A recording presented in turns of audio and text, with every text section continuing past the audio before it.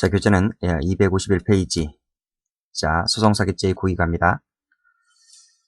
자, 고의는 허위 주장과 입증으로 법원을 기망한다는 인식이 있으면 되는 거예요.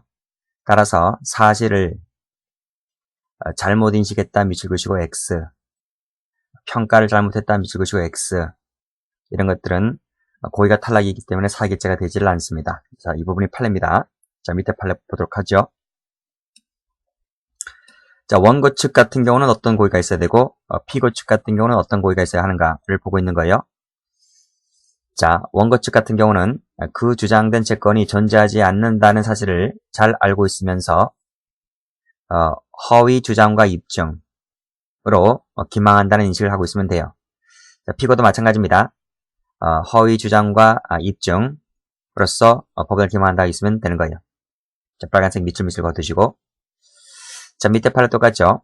허위 내용으로 소송을 제기해서 법원을 기망한다는 고의가 있을 때에는, 자, 밑에 역시 법원 기망, 밑줄짝, 이 정도면 충분하다. 반드시, 저 앞에, 반드시 허위 증거를 이용할 필요는 없어요. 반드시 그래야만 된다면 틀려요.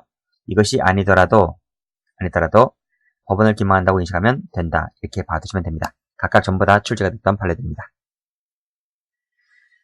자, 밑에 자, 세 번째 줄 한번 끊어보시고요. 다시 올라가시면 역시 허위 주장과 입증 똑같이 반복되고 있죠. 위에서, 자, 맨 위에서 허위 주장과 입증의 동그라미, 그 밑에도 동그라미, 자, 그 밑에도 동그라미. 이 정도 고의만 있으면 된다. 이런 말입니다. 자, 따라서 파란색으로 사실을 잘못 인식했다. 밑줄 X, 파란색입니다. 법률적 평가를 잘못했다. 밑줄 그시고 X. 이 정도만 갖고서는 고의가 안 된다는 거예요. 자, 이 부분이 아주 잘 나옵니다. 꼭 좀 정리를 해두시고요. 자, 밑에 2번. 그 사실의 기재가 다소 사실과 다른다 하더라도 그 사실의 일부를 잘못 인식했어요. X. 자, 과장 표현입니다. X. 이랬을 때는 고의가 탈락이기 때문에 사기죄가 안 된다라고 하는 것을 받으시고요. 전부 다 출제가 된 적이 있어요. 기출문제 정리해 두시면 될 것 같아요. 자, 밑에 역시 마찬가지입니다. 허위 내용을 지급 명령으로 한다고 했을 때 빨간 펜으로 법원을 기망 밑줄 그으시고 이 정도면 동그라미. 저 위 것과 똑같은 건가요? 저 위에 거, 그쵸? 허위 내용으로 소송을 제기해서 법원을 기망한다. 지급 명령이네요. 밑에 것은. 그러니까 이것은 소송이고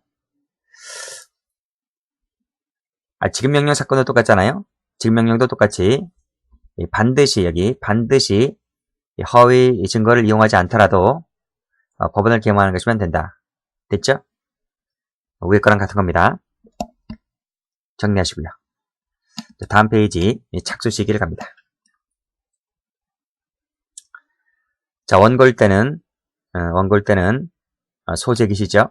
피고일 때는 밑에 허위 내용의 답변서라든지 준비 내용을 제출했을 때가 됩니다. 자, 밑에 판례 피고 쪽이 나왔네요. 자, 빨간색을 드시고 피고는 허위 내용의 서류를 증거로 제출을 동그라미 1번 또는 그에 따른 주장을 담은 답변서나 준비서면을 제출했을 때 동그라미 2번 1번이거나 2번일 때는 된다. 자, 이 판례 잘 나옵니다. 전부 다 출제가 잘 돼요. 자, 1번 출제 체크하시고 2번 체크하시고 밑에 1번 체크, 2번 체크, 3번 체크 전부 다 A급 판례들입니다. 자, 지급명령 신청 같은 경우는 언제일 것 같아요? 지급명령 신청 같은 경우는 법원에 지급명령을 신청했을 때 자, 요때 착수가 됩니다. 자, 이것을 보지 말고요. 자, 이것을 지울게요. 이것을 제가 지우고 자, 요 밑에 요 1번 체크할게요. 자, 1번씩만 봅니다. 자, 착수 시기는 원고는 소제기 시, 피고는 자, 이럴 때라 그랬고 자, 밑에 기소 시기 가보면 판결이 확정되었을 때 기소가 돼요. 자, 일단 여기를 보고 난 다음에 그 밑에 2번을 볼게요. 자, 밑에 판례 보시게 되면요. 소송사기는 존재하지 않는 사실을 알고 있으면서 빨간색으로 법원을 기망에다 동그라미 한다는 인식을 가지고 소제기하면 착수가 돼요. 자, 이때 소장에 유효한 송달임을 요하지 않아요. 자, 이 말을 한번 볼게요. 자, 여러분 노트를 보시게 되면 노트는 124페이지에 나와 있을 겁니다. 124페이지에. 자, 이 그림을 들 텐데요. 자, 원고는 법원에 소제기할 때 여기 그림 보시죠? 허위의 소송을 제기할 때 착수가 돼요. 이때 소라고 하는 것은 본안소송을 말합니다. 본안소송. 그 앞에 있는 가압류 같은 경우는 본안소송이 아니기 때문에 착수가 안 돼요. 자, 본안소송을 제기했을 때 착수가 되고요. 자, 그럼 보세요. 이때 착수가 되는 것이기 때문에 자, 법원이 그 소장을 받았잖아요. 소장을 접수하게 되면 물론 갈 때는요. 법원이 복사를 하는 것이 아니라 자, 원고가 법원에 소송을 제기할 때는 그 소장을 최소한 3부 이상은 가져가야 돼요. 3부 이상은. 프린터를 출력을 해서 호치킷을 찍어서 3부 이상을 가져가야 돼요. 그래서 그 법원직 공무원이 도장을 찍어줄 거예요. 찍어주게 되면 원본은 자기네 갖고 그 다음에 그 복사본 있죠. 4번은 나 한 장 주고 한 장은 피고한테 송달할 거예요. 그러면 법원직 공무원이 이 접수한 것 중에 하나를 소장을 송달한다고. 송달하는데 이 주소가 잘못 날아가요. 잘못 날아간다 할지라도 착수는 거예요. 왜? 이 앞부분에서 착수가 있는 것이기 때문에 소장이 잘못 날아가도 제3자에게 소장이 날아가도 착수는 착수란 말이에요. 아시겠어요? 자, 그 판례를 다시 한번 볼게요. 자, 여기 보시게 되면 보세요. 법원을 기망한다는 인식을 가지고 소를 제기하면 자, 이 소를 제기하면 이 소 제기 시에 뭐가 있어요? 이때 착수가 있단 말이에요. 소장에 유의한 송달을 요하지 않는다. 즉 다시 말해서 자, 밑에 다른 사람이 받았어요. 다른 사람이 받아도 착수예요. 그 전 단계에서 착수가 있기 때문에 아시겠어요? 그래서 주소를 허위로 기재해서 다른 사람이 받았다 할지라도 자, 이 마찬가지란 말은 무슨 말이에요? 실행의 착수는 여전히 인정된다 이런 말이에요. 아시겠습니까? 그래서 밑에 판례 가보시면 소장이 유의하게 송달되어야 이런 말이 틀린 말이에요. 됐죠? 그 다음에 밑에 소송사기 착수 시기는 없음을 알면서 적극적으로 법원을 기망하는 의사를 가지고 변호사에게 소송을 의뢰하거나 소송 의뢰시가 아니에요. 준비할 때도 아니고요. 소를 제기했을 때 이때 착수가 된단 말이에요. 이 판례 무지 중요한 판례입니다. 자, 됐죠? 자, 그 다음 자, 이제 지급명령 가볼게요. 자, 지급명령 볼 텐데 이 지급명령도 잘 나옵니다. 자, 지급명령 2번 체크, 요 밑에 2번 체크. 자, 지급명령은요. 법원에 지급명령을 신청했을 때 착수가 돼요. 기소시기는 이 지급명령이 그대로 확정되었을 때 이때 뭐가 돼요? 기소가 되는 거예요. 자, 그럼 지급명령이 뭔가를 보도록 하겠습니다. 자, 노트를 다시 한번 펴보시게 되면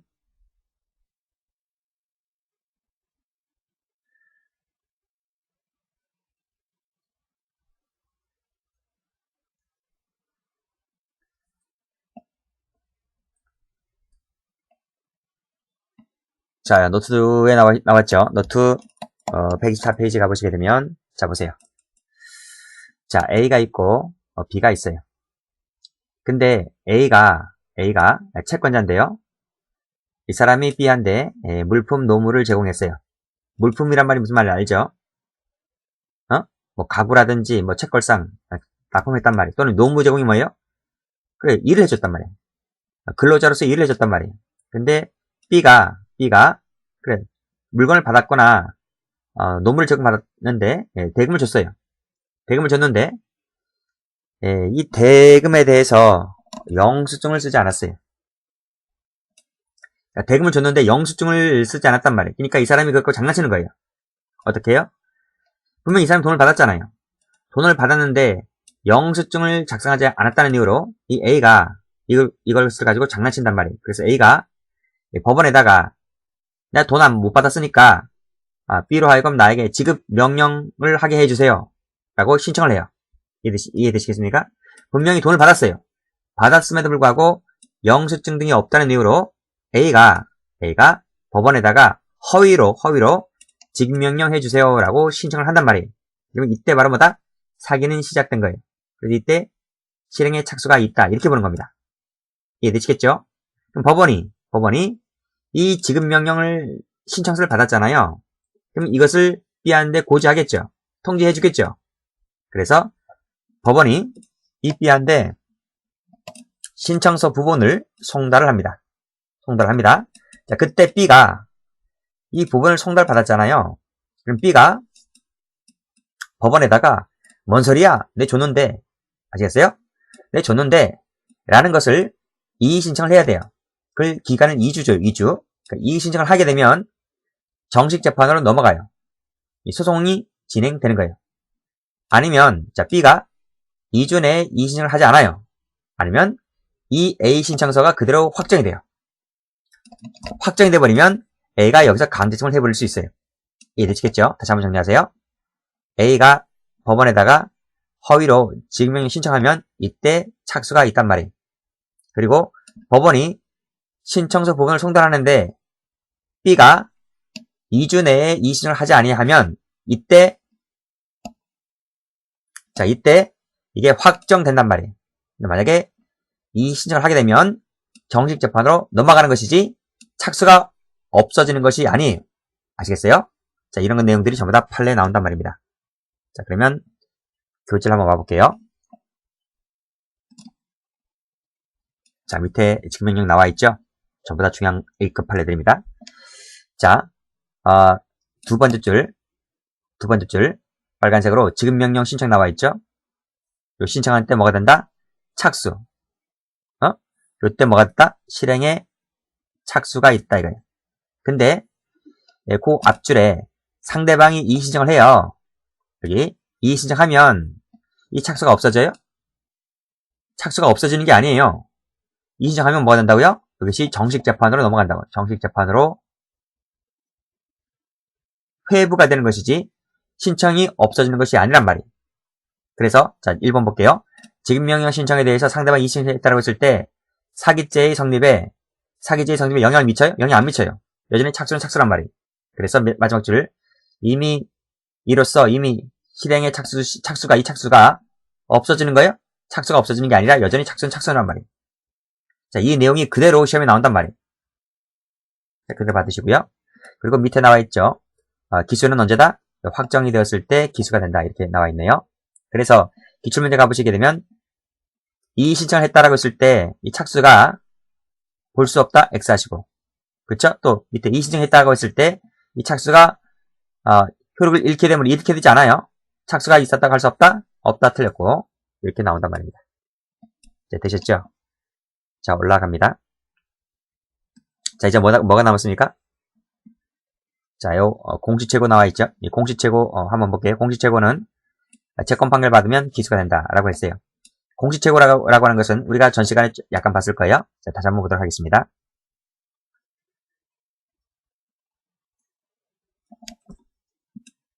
자, 노트는 거기 앞에 나와 있습니다. 자, 읽어보도록 하죠. 자, A라는 사람이 있고, 자, B라는 사람이 있어요. 자, B라는 사람이 채권자예요. B라는 사람이 A한테 물품을 공급을 했어요. 우리 저번 시간에 좀 봤죠? 자, 근데 A가 진정된 어음수표를 끊어줘요.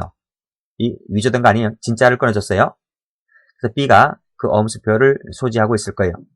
그럼 이 사람이 3개월 있다가 은행에 가서 어음수표를 제시하면 은행은 그 신분 확인을 하고 난 다음에 이제 이 B한테 소지자한테 어음수표에 해당하는 금액을 줄 거예요. 3개월 남은 거예요. 3개월. 자, A가 3개월 있다가 돈이 그대로 빠져나갈 것 같잖아요. 그래서 A가 사기치는 거예요. A가 이 법원에다가 내가 어음수표를 발행했는데 잊어먹었습니다. 그래서 공시최고 신청을 해주세요 라고 헛소리로 해요. 허위로 공시최고 신청을 한단 말이에요. 이때 착수가 있다고 했습니다. 근데 법원이 이 공시최고를 하는데요. 공시최고를 하는데 공시최고 그 한 달을 주거든요. 한 달 동안 그 어느 누구도 뭡니까? 신고를 안 해요. 신고를 안 하기 때문에 법원이 재건 판결을 때려버려요. 재건 판결. 즉 어음수표를 가지고 있는 사람은 정당한 권한이 있는 사람이 아니기 때문에 그 권한을 갖고 있는 것을 없애버린다. 재건 판결 해버린단 말이에요. 이때 뭐가 된다? 기수가 된단 말이에요. 아시겠죠? 그러니까 착수는 신청 시, 기수는 재건 판결 확정 시 이렇게 된다. 됐습니까? 자, 그러면 교재를 와보시게 되면 보세요. 착수 시기는 재건 판결 받을 때 기수가 된다. 자, 다음 페이지 한번 가보겠습니다. 다음 페이지. 자, 이 채권 판결은 그 앞에서 우리가 전 시간에 봤고, 그 다음에 이 판결 한번 볼까요? 자, 이 판결은 어디서 끊어볼까요? 자, 세 번째 줄 끊어야 되겠네요.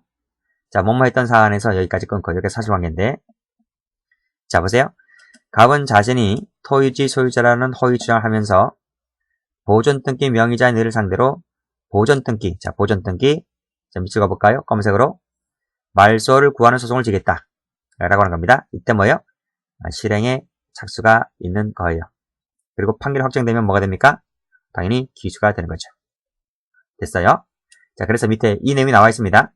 피고인 또는 그와 공모한 자가 허위 주장을 하면서 보존등기 명의자를 상대로 보존등기, 자, 보존등기 빨간색으로 보존등기 말소를 구하는 소송을 지겠다 라고 했을 때 이 소송 제기 동그라미, 이때 뭐가 있어요? 착수가 있는 거예요. 실착이죠, 실착. 이때 써볼까요? 실행에 착수가 있다는 거예요. 그리고 밑에 빨간색에 승소 확정 판결 동그라미, 이때 뭐가 있어요? 이때 기수가 되는 거예요. 됐죠? 자, 마지막 줄에 기수 시기는 언제다? 판결 확정된 때다 라고 보고 있습니다. 자, 기출문제 가보시면 미수범하면 틀려요. 또 기수가 이뤘다고 볼 수 없다 틀려요. 자, 됐죠? 이 보존등기가 착수가 되는 것이 어디에 나와 있는가 하면, 제가 이것은 언제 자세하게 설명하냐면 그 총론 교재를 가보시면 노트는 63페이지 나와 있어요. 노트 63페이지 가보시면 그 이전 등기, 보존 등기 설명할 때 그때 하게 되는데, 그때 자세히 설명을 합니다. 그때 장애미수죠, 장애미수. 그때 착수와 관련해서 그때 설명을 해드리니까 그때 받으시고, 일단 여기서는 보존 등기, 말소 구하는 소송을 제기하겠습니다. 내가 이기잖아요. 내 승소하게 되면 그 최초, 보존 등기라는 것은 최초에 하는 등기를 보존 등기를 말합니다. 거기에 내 이름을 집어넣을 수 있기 때문에, 내 이름을 집어넣게 되면 내가 그 부동산을 취득할 수 있는 지위를 취득해버리는 것이기 때문에 승소 확정 판결 시에 기수가 된다라고 하는 것을 꼭 좀 받으시고요. 출제가 좀 되었었던 판례죠. 자, 그러면 착수로 보았던 판례를 볼게요. 보았으니까 동그라미를 쳐볼게요. 자, 등기된 적이 있던 자가 중요한 거예요. 자, 그래서 현재의 소유자를 상대로 이전 등기 말소를 구하는 소송을 지겠다. 아시겠어요? 자, 말소, 이전 등기 말소 동그라미. 이렇게 하게 되면, 내가 승소하게 되면, 내가 있었던 적이 있었기 때문에 여기다 내 이름을 집어넣을 수 있잖아요? 그래서 이것이 착수가 된다. 이런 말입니다. 자, 경매 신청 동그라미. 이 착수입니다. 돈 달라고 하는 부분이기 때문에 착수가 됩니다. 유추권만 갖고는 안 돼요. 그건 뒤에서 나올 거예요. 그 다음, 3번을 보시게 되면 마지막 줄에 변조한 인정합의서 소장에 첨부했다. 소장에 첨부해서 제출했을 때, 이때 착수가 있는 거죠. 자, 밑에 4번도 보시게 되면 허위의 임대차 계약서를 법원에 제출하면 이게 뭐예요? 제출하면 이때 착수가 허위니까 우리 건 변조잖아요. 변조가 되거나 허위를 소장 제출하게 되면 이때 착수가 있다고 봐야 돼요. 이해되시겠죠? 자, 그 밑에 보시게 되면 나아가 그 보증금 반환 채권에 대해서 현실적으로 청구라는 의사표시를 해야지만 되는 게 아니에요. 이런 의사표시 필요 없고 그냥 소장 제출하면 끝나는 거예요. 그러니까 만약에 현실적으로 청구를 해야 한다. 그럼 틀려요. 아시겠어요? 밑에 나오죠? 현실적으로 의사표시를 하지 않았다 하더라도 착수는 착수다라고 하는 것을 봐두시면 될 것 같아요. 자, 이런 것까지 다 보셔야만 됩니다. 자, 그 다음 페이지 가보시게 되면 자, 5번 가보죠. 5번에 역시 이 조작된 것을 제출했죠. 하면 착수가 돼요.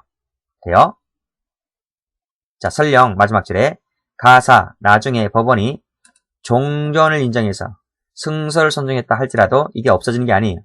착수는 착수다 이런 말이에요. 형법에 빠꾸 후진 없다 그랬어요. 아시겠어요?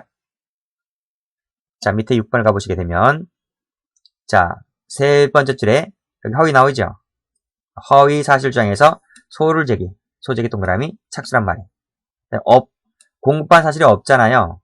없음에도 불구하고 그 회사를 상대로 물품 대금 청구 소송 여기 동그라미 없는데도 그쵸? 허위 사실이기 때문에 착수가 되는 거예요. 자, 밑에 줄 아니, 전액의 변제 받았잖아요. 받았음에도 불구하고 그걸 소지하고 있음을 이용하는 거예요. 그러니까 이 소장 제출은 허위죠. 그래서 밑에 줄 보시게 되면 채무자 소유 동산의 압류 집행 동그라미 하였다면 착수란 말, 착수. 그래서 미수가 나올 수 있는 거죠. 자, 강제 집행 같은 경우는 집행 절차를 개시 신청을 한 개시 신청 동그라미, 배당 신청 동그라미, 이때 착수가 있다. 그 밑에 압류 신청 동그라미, 이때 착수가 있다. 받으시고. 자, 다음 페이지입니다. 자, 착수가 안 되는 거 볼게요. 자, 파란색 들으시고. 이 가압류라고 하는 것은 보존 방법에 불과할 뿐이잖아요. 따라서 파란색 드시고 가압류 세모만 갖고서는 착수라고 볼 수가 없다. 자, 유치권 신고 세모. 유치권만 신고한 거예요. 내가 받을 돈이 얼마입니다. 라고 신고한 것이지 신고했다고 해서 돈을 주는 것이 아니에요. 실사 단계 남아있기 때문에 신고만 갖고서는 착수가 아니에요. 그 다음에 3번을 보시게 되면 마지막 줄 전부 추심금 소송을 제기해야 되는데 제기하지 않았잖아요. 착수가 아닌 거죠. 그 다음 원인 무효 등기 같은 경우는 착수가 아니에요. 아시겠어요? 보존 등기 말소 청구 소송 착수 맞는데 이게 원인 무효라면 착수가 아니라고요. 그 다음 자, 이 5번은 우리가 앞에서 1번과 좀 비교하시기 바랍니다. 똑같이 마찬가지로 이전 등기 말소는 착수라고 하는 거 맞는데 앞에 매수한 적이 없다는 거야. 매수한 적이 있으면 착수 맞아요. 근데 없다는 게 중요하다. 없다는 게 요 5번 판례 잘 받으시고 앞에 판례 1번과 비교하시란 말입니다. 역시 마찬가지죠. 밑에 6번도 매수한 적이 없대요. 없다면 이게 이전 등기든 아니든 간에 없다면 착수가 안 돼요. 왜요? 이전 등기에서 승소했다 할지라도 내가 매수한 적이 없기 때문에 딴 놈한테 그것이 가는 것이 나는 이전 등기한 적이 없기 때문에 내가 소득권 취득한 적이 없잖아요. 그러면 이 등기라는 것이 전전 소급소급 해가지고 권리 취득이 될 텐데 나는 한 번도 등기한 적이 없기 때문에 내 앞으로는 등기될 일이 없다는 겁니다. 그래서 착수라고 볼 수가 없어요. 자, 그 밑에 7번 가보시면 7번에 그 갑이 금융기관에 피고인 명의로 자, 이 피고인 명의에다 세무 쳐보세요. 타인 명의가 아니고 내 명의입니다. 자기의 명의로 예금을 하면서 마지막에 갑이 자기죠. 갑이 자기잖아요. 자신이 예금 인출할 예정이라고 입력했다. 그리고 피고인이 이를 제기하지 않았고 피고인이 금융기관을 상대로 예금 지급을 구하는 소를 제기하였다가 변제 공탁한 패소하였다라고 했을 때 예금주가 누구래? 예금주가 여전히 나이기 때문에 예금주 여전히 나잖아요. 그러니까 사기가 될 일이 없지. 아시겠어요? 그러니까 역시 피고인 명의이기 때문에 주가 안 된다는 거예요. 자, 기수와 관련된 판을 보겠습니다. 자, 빨간 펜 들어볼까요?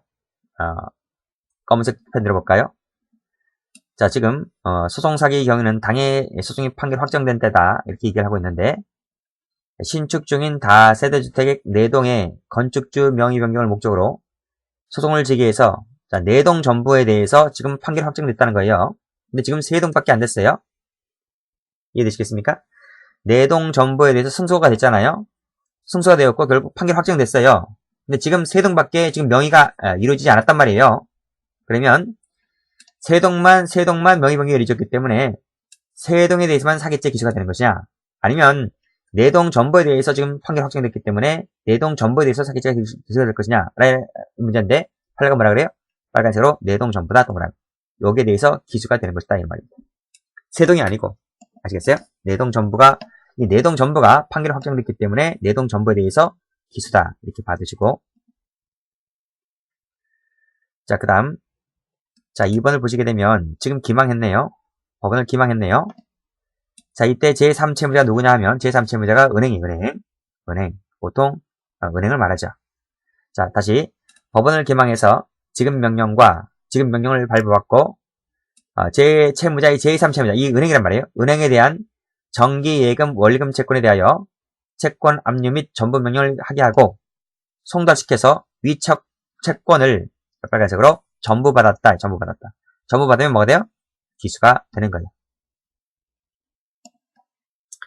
자, 3번을 보시게 되면 쭉 읽어보세요. 세 번째 줄에 소유권 보존 등기 말소 청구 소송을 제기해서 이를 인용한다는 말이 뭐예요?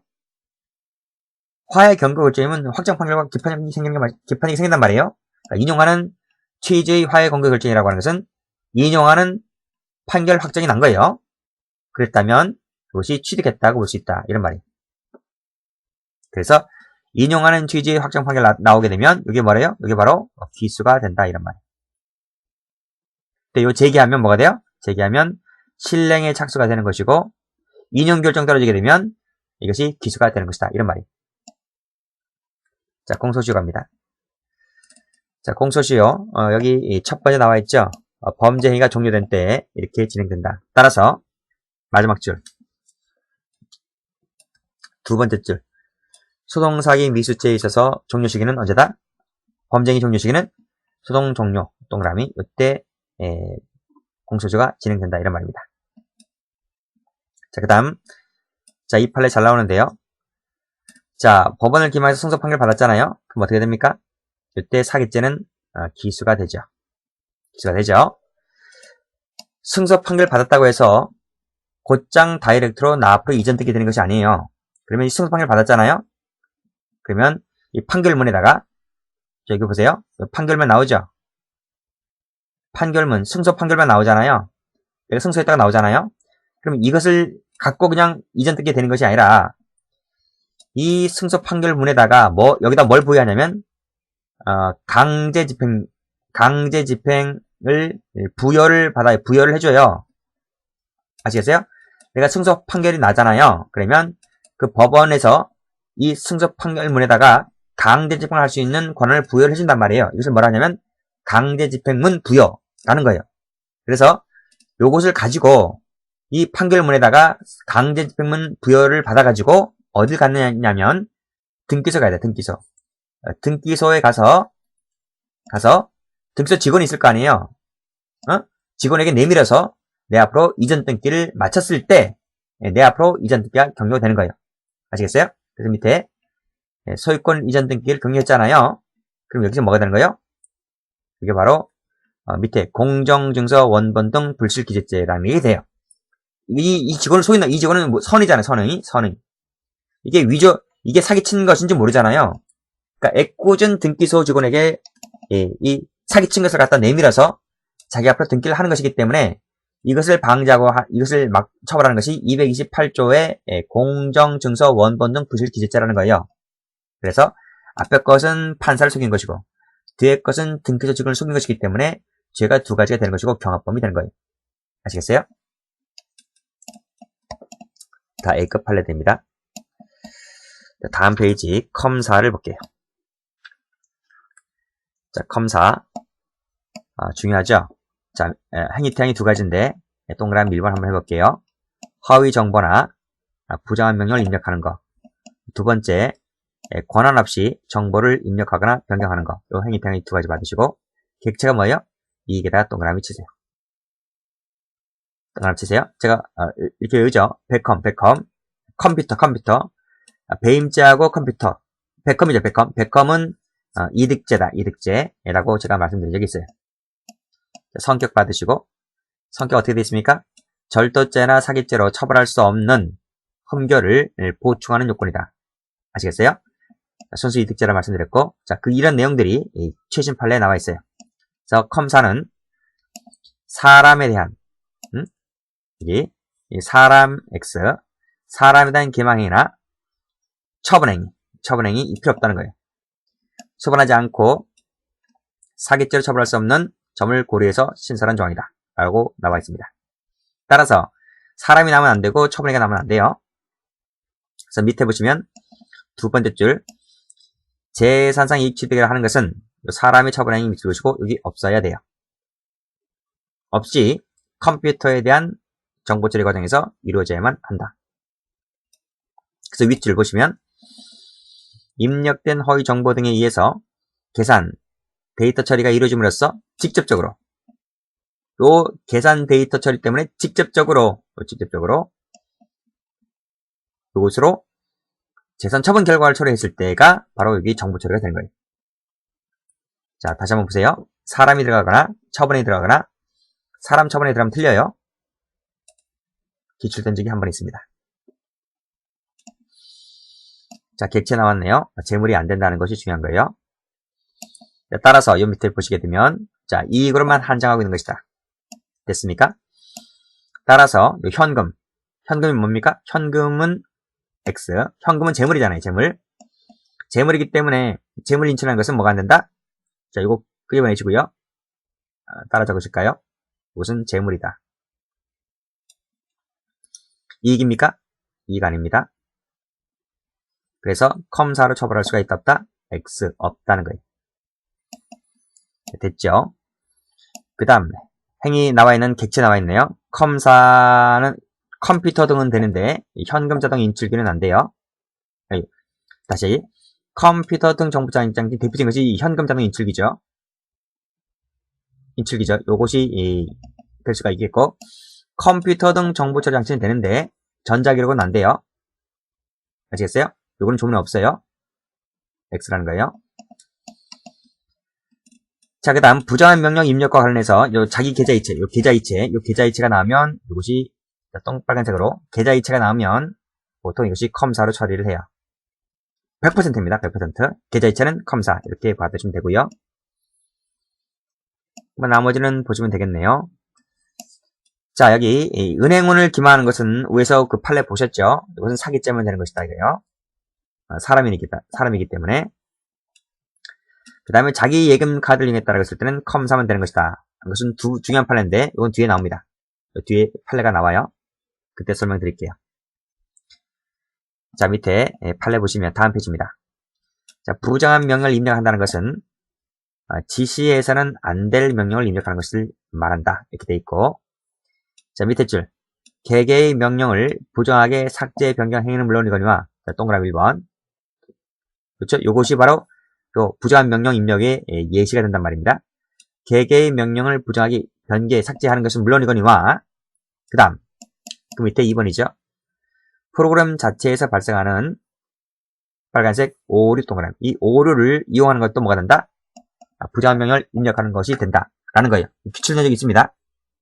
그래서 자, 밑에 쭉 내려가 보시면 4번에 나올 텐데, 자, 이 4번 나오죠? 자, 여기까지가 이제 사실관계인데요. 끊으시고요.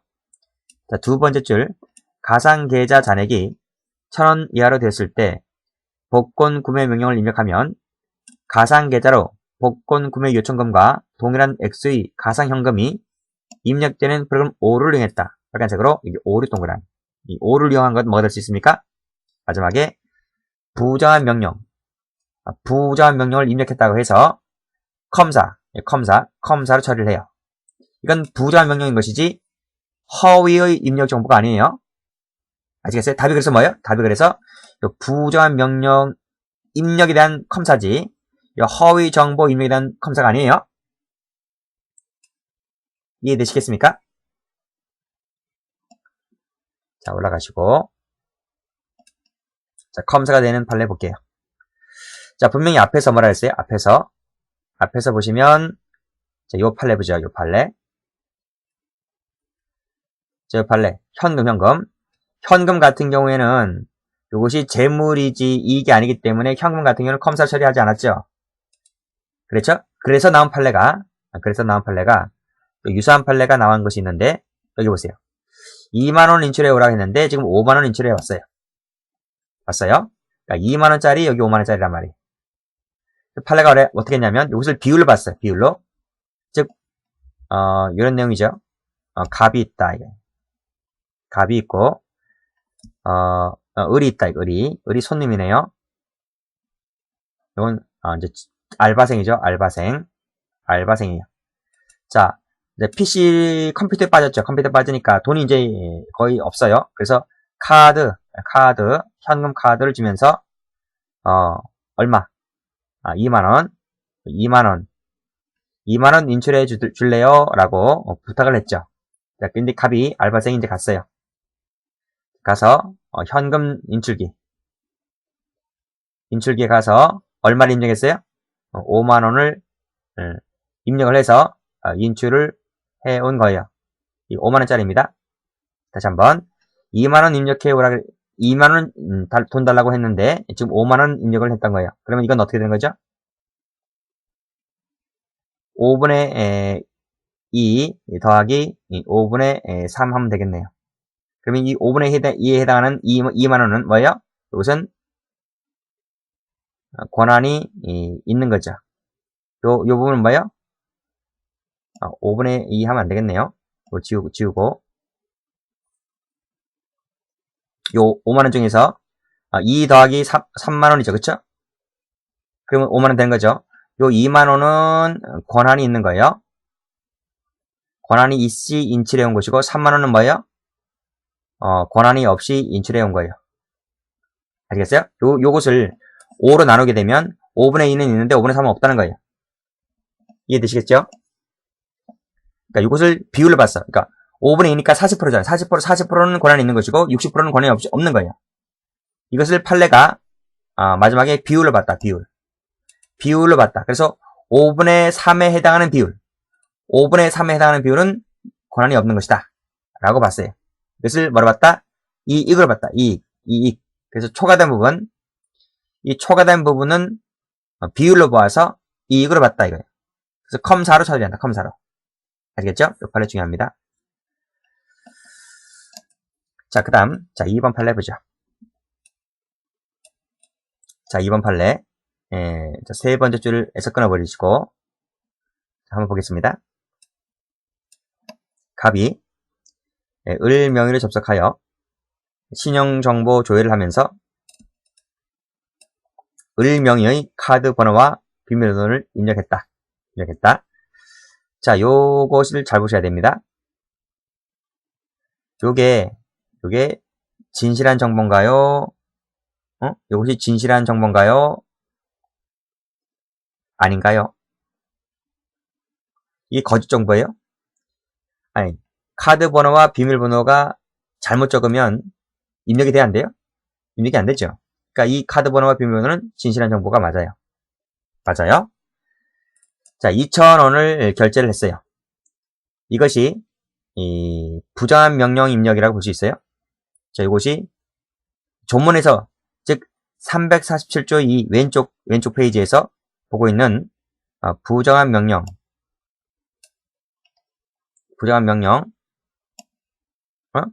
입력 행위라고 볼 수가 있어요. 이 갑은 누구죠? 이 갑은 권한이 없는 사람이잖아요. 자기 카드가 아니기 때문에. 그래서 어떻게 되는 거죠? 이 플러스가 되는 거죠. 이거 잘 보셔야 돼요. 오케이. 권한 없는 사람이, 자, 이게 권한 없는 사람이 진실한 정보를 입력했어요. 이해되시나요? 이렇게. 자, 권한 없는 사람이 진실한 정보를 입력했죠. 이것을 부정한 명령을 입력했다라고 볼 수 있어요. 판례가 그렇다는 거예요. 판례가 뭐래요? 판례가 그렇다는 거예요. 볼 수가 있기 때문에 컴사로 처벌할 수가 있다는 거예요. 이해되시겠죠? 이거 중요한 판례입니다. 그래서 밑에 이 세 번째 줄 타인의 인적사항을 도용하여 타인 명의로 인터넷 사이트에 입력했다. 이게 진실한 정보잖아요. 즉 권한 없이 한 자가 진실한 정보를 입력했고 이득을 취득했다고 했을 때 컴사로 처리한다는 거예요. 그래서 판례가 이렇게 보는 거예요. 판례가 요것이 이 판례가 유추해석 금지 원칙과도 관련돼서 나와요. 즉, 자, 쓸 자리가 없으니까 밑에 써볼게요.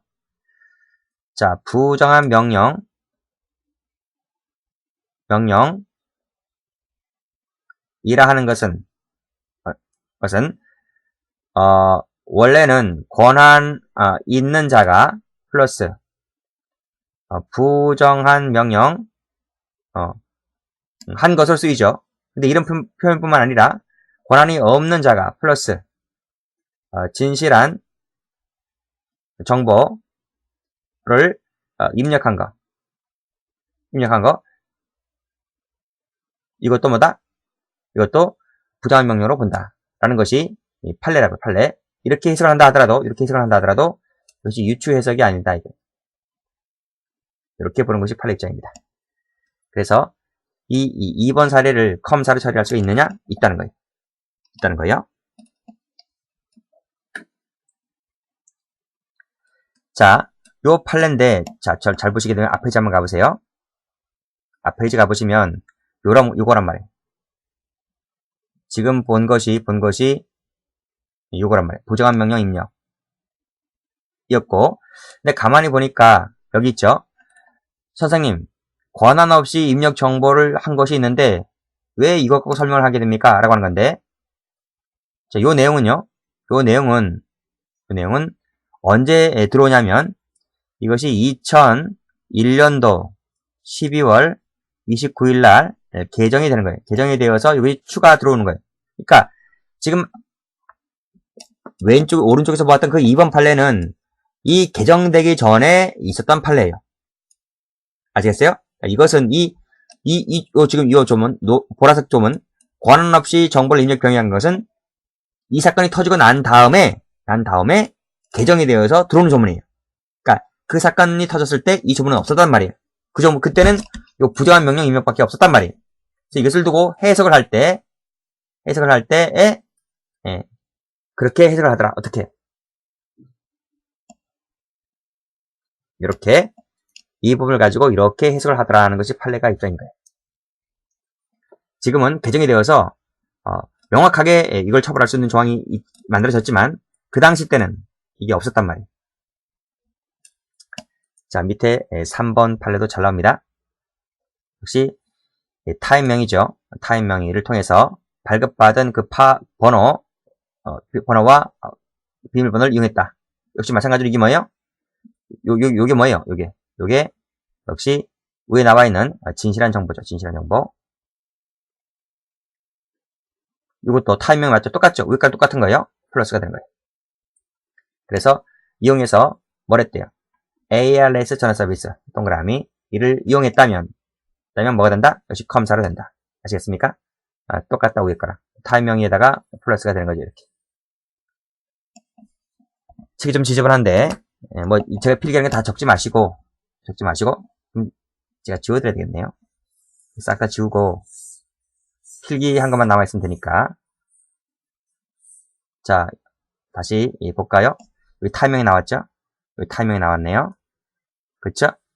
그 다음 그 앞에 요 신용카드 번호와 비밀번호, 그 다음 신용카드 번호와 이 비밀번호 나오죠? 이 두 가지는 뭐다? 두 가지는 진실한 정보다. 됐어요? 여기 합쳐지게 되면 뭐가 된다? 여기 바로 부정한 명령이 된다. 부정한 명령. 요게 땡땡 부정한 명령을 입력한 것이 된다 이 말이에요.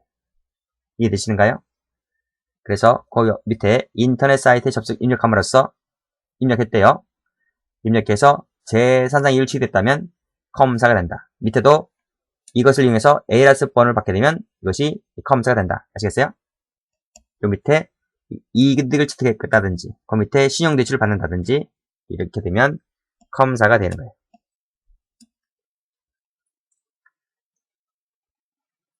자, 다음 페이지입니다.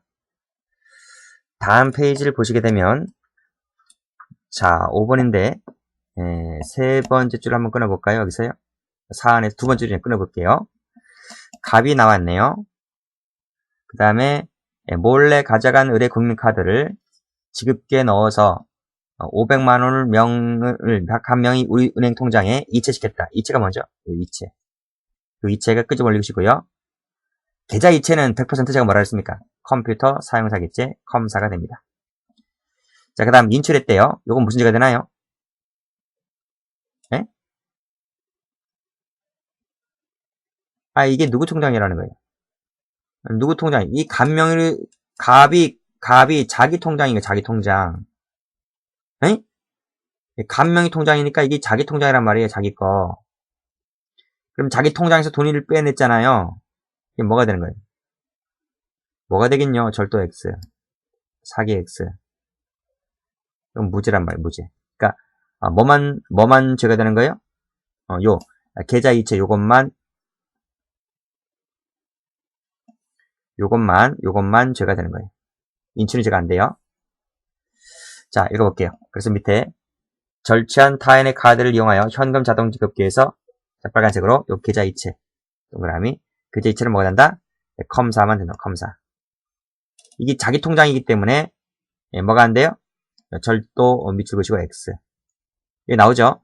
자기 카드라면 자기 카드이기 때문에 절도가 마지막에 안 된다 이 말이에요. 절도가 된다면 틀려요. 여기 두 번째 기출문제 나오죠? 자신의 계좌다. 자신의 계좌로 돈을 이체했을 때 절도죄가 안 된단 말이에요. 이 판례도 별표짜리란 말이에요.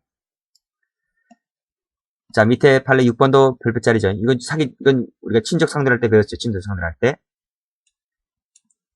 그래서 여기 밑에 계좌이체. 계좌이체 나오죠? 계좌이체는 뭐다? 컴사가 마지막에 나오네요. 컴퓨터 사용 사기죄가 되는 것이다. 이해되시죠? 근데 할아버지 통장 나와있을 텐데 이 조합이 피해자라 그랬어요. 피해자이기 때문에 친족 상대가 안 된다는 것은 우리 앞에서 배운 적이 있었고 답은 컴사로 처리를 하고 그쪽으로 처벌을 받죠. 자, 밑에 보세요. 밑에 또 보시게 되면 이 계좌이체 나오죠. 계좌이체. 요 계좌이체만 나오면 무조건 읽을 필요도 없어요. 무조건 컴사가 돼버려요. 근데 여기 뭐가 나와요? 자기 거죠. 자기 거. 자기 계좌니까 자기가 자기 돈에 들어온 돈을 인출하는 것은 권한이 있는 거예요. 인출 권한이 있어요. 그래서 무슨 절도가 안 되고 사기가 안 되고 이런 것은 앞에서 배웠죠. 그래서 마지막에 을은 무죄가 되는 거예요. 여기 아니고 요것은 일단 지우고 그쵸? 절도 사기 안 되죠. 절도 사기 안 되니까 결국 뭐예요? 요 절도나 사기가 안 되니까 여기부터 나온 돈은 작물이 될 수 있다 없다? 작물이 아닌 거예요. 작물이 안 된다 이 말이에요. 그래서 상대방은 작물 취득죄가 안 되는 거예요. 상대방 그래서 무죄가 되는 거예요. 자, 이 판례 A급 판례입니다. 엄청나게 중요하고 자, 여기까지 한번 끊어볼까요? 네 번째 줄 한번 끊어볼게요. 자, 이것이 노트에 나올 텐데요.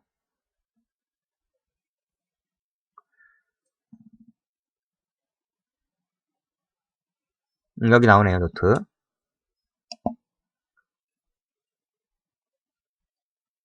여기 나오네요, 노트.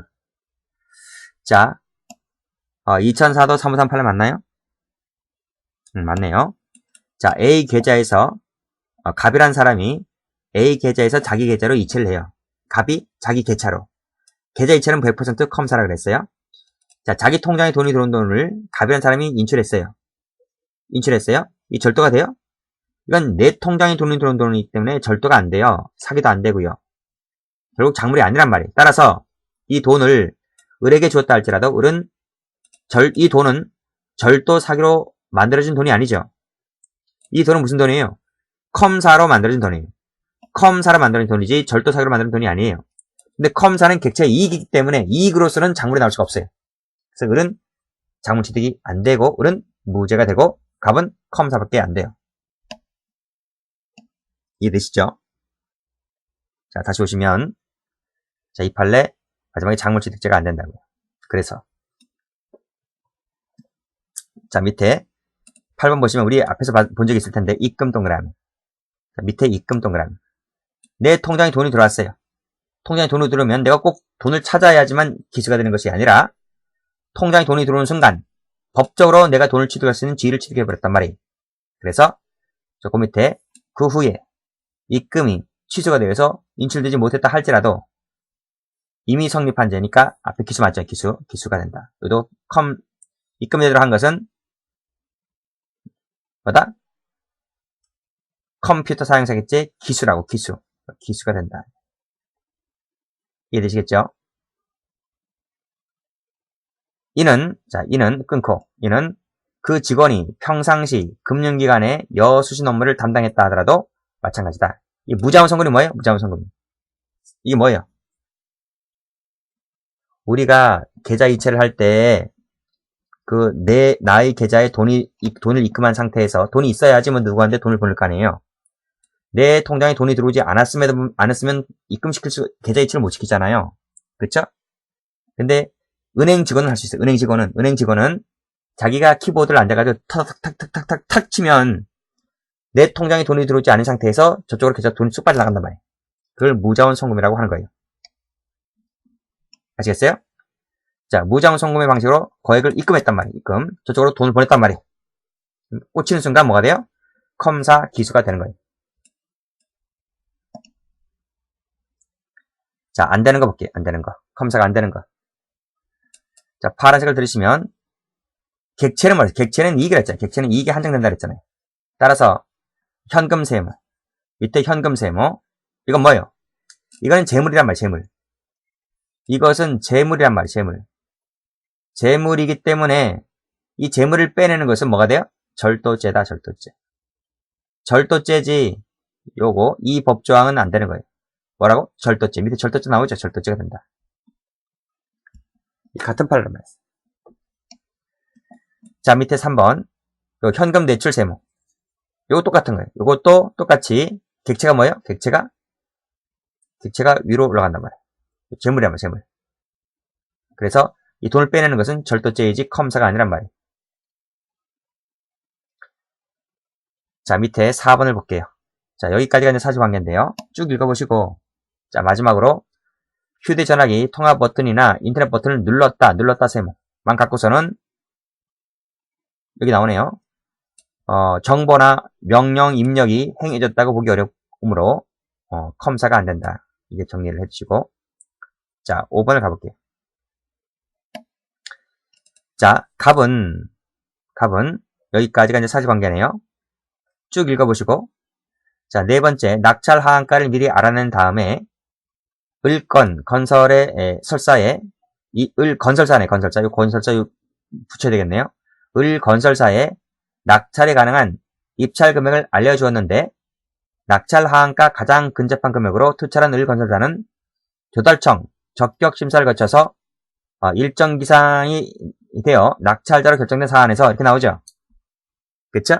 근데 여기서 여기 입찰 금액을 알려주었다. 여기다 세무를 쳐봐요. 누가 알려줬어요? 누가 알려줬냐고요? 여기 봐봐요. 세 번째, 악성 프로그램을 깔아가지고 낙찰 하한가를 미리 알려낸 다음에 건설사에 낙찰 가능한 이 입찰 금액 누가 알려줬다고요? 컴퓨터가 알려줬어요? 컴퓨터가 알려줘서 누가 알려줬어요? 갑이 알려줬잖아요. 갑은 사람이잖아요. 그래서 갑은 찌나서 글씨 하는 거예요. 사람이 알려줬기 때문에 밑에 뭐라 돼 있어요? 컴사가 되려면 여기 사람의 처분행위가 없이 이루어져야 되잖아요. 근데 이것은 사람이 알려줬기 때문에 컴사가 돼야 안 돼요. 컴퓨터 정보 처리 과정이 안 되는 거예요. 그래서 컴사 맨 앞페이지 나와 있잖아요. 맨 앞페이지. 컴퓨터 사용자기제 맨 앞페이지 나와 있잖아요. 그래서 사람이 과정이 개입된 것이기 때문에 컴사로 처리할 수 있다 없다? 없다! 이렇게 받으시면 되겠습니다. 여기까지인가요? 자, 여기까지 해야 되겠네요.